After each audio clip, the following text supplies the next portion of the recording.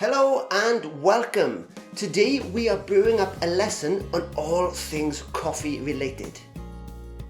From bean to cup, we'll teach you all the words, phrases, expressions and idioms that you need to talk about the world's favourite drink. For many of us, myself included, the day doesn't truly begin until we've had our caffeine fix. This is a serving of caffeine, usually in the form of a cup of coffee or a cup of tea. We use this to say we are satisfying a strong urge or a strong craving, or that we are unable to function until we get our first cup of coffee of the day. For example, I can't focus on anything until I've had my caffeine fix. A similar phrase with the same meaning is caffeine hit. For example, Jerry is very grumpy until he's had his caffeine hit. So let's get our first caffeine fix or caffeine hit with a nice cup of joe. A cup of joe is a common alternative name for a cup of coffee. It is used in American English to talk about a normal, no frills, standard cup of coffee. This is a North American expression and you would be unlikely to hear it in other parts of the world. So let's take a look at the pronunciation here. You can say it in the standard way, a cup of joe, or you can shorten cup of to cuppa, cuppa joe. Very often when we talk about a cup of something, we change the pronunciation to make it easier for our mouths. So the of in cup of becomes a schwa sound. A cuppa, a cuppa. So we might say a cup of coffee, a cup of tea, or a cup of hot chocolate. Try it yourself. It's a lot easier to say and you'll sound more natural and fluent. Now let's get back to our coffee. For me, I often like to lie in late. I get up just at the last minute, so I don't have too much time in the morning. So I might make myself a cup of instant coffee.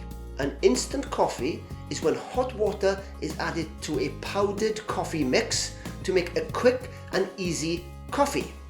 In some countries and in some parts of the world, it also comes pre-mixed with sugar and or milk as well. Let's take a quick look at some of the utensils and kitchenware that you might use if you're making a cup of coffee. First, you might want to boil your kettle, or possibly your electric kettle. If you're making fresh coffee, you'll need your coffee beans or your ground coffee. If you're lucky enough to have one, you might be able to just use your coffee machine. You might want to add some milk or a few spoons of sugar.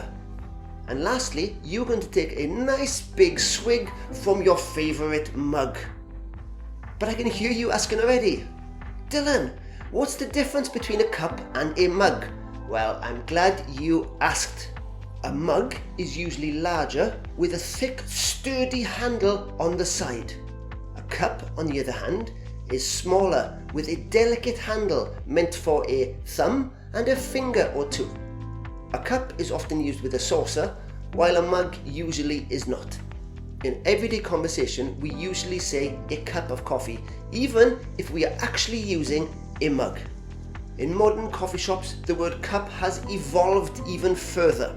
The takeaway containers that we use that are made of paper or plastic or polystyrene are also called cups, despite looking and feeling very different from their traditional cup appearance. A nice slang term that we use in the UK in British English for coffee is a cuppa.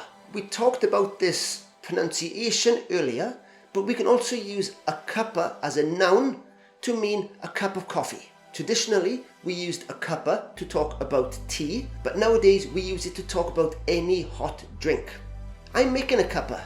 Do you fancy one? Of course, there are many more types of coffee than an instant coffee, and these include a latte, which is a creamy coffee with milk, an espresso, which is a small, intense coffee shot, a flat white, which is smooth and milky, a mocha, which is a lovely chocolatey coffee, or an Americano, which is an espresso with added water. Share your favourite kinds of coffee in the comment section below.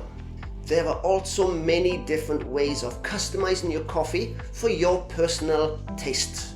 We've already spoken about adding milk to our coffee, but now we have more milk options than ever before.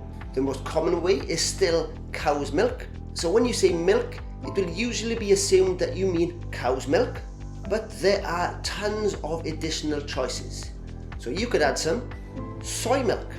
This is a non-dairy milk made from soybeans.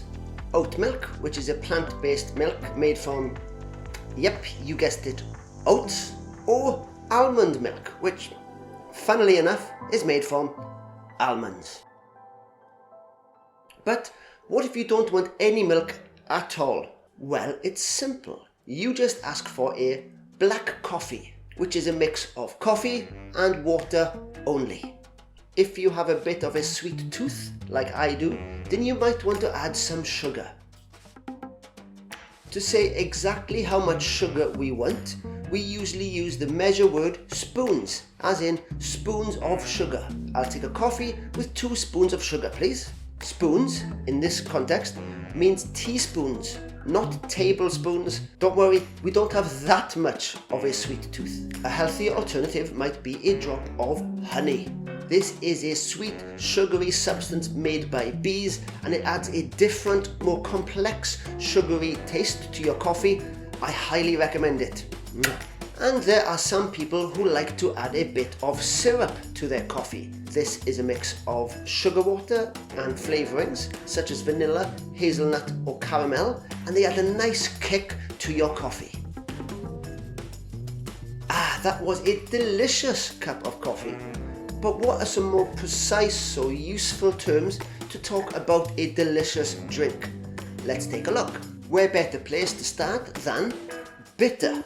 If something tastes bitter, it has a sharp taste, which is neither salty nor sweet. If food or drink is too bitter, it can be quite unpleasant. We often find this particular taste in coffee, dark chocolate, or dark leafy green vegetables. My coffee's a little bitter, I better add some more milk. The opposite of bitter is sweet. If something is sweet, it has a pleasing, sugary taste in it. If something has a full, deep flavour with lots of complexity, we can say it is rich.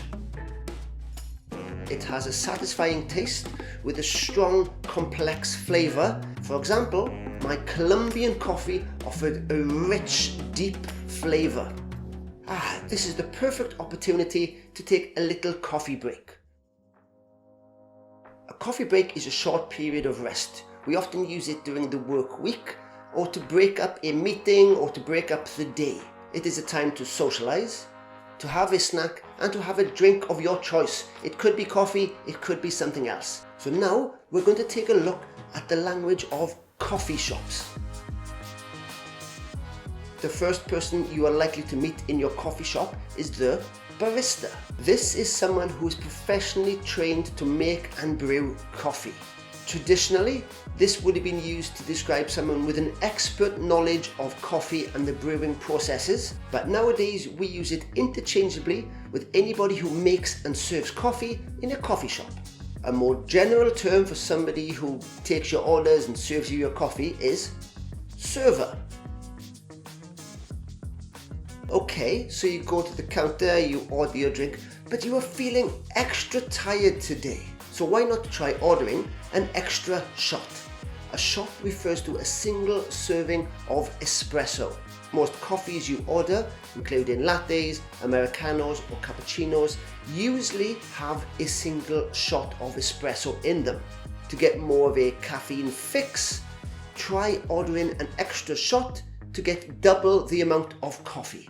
Let's explore some other fun options to add to your coffee. You might be asked if you want some whipped cream.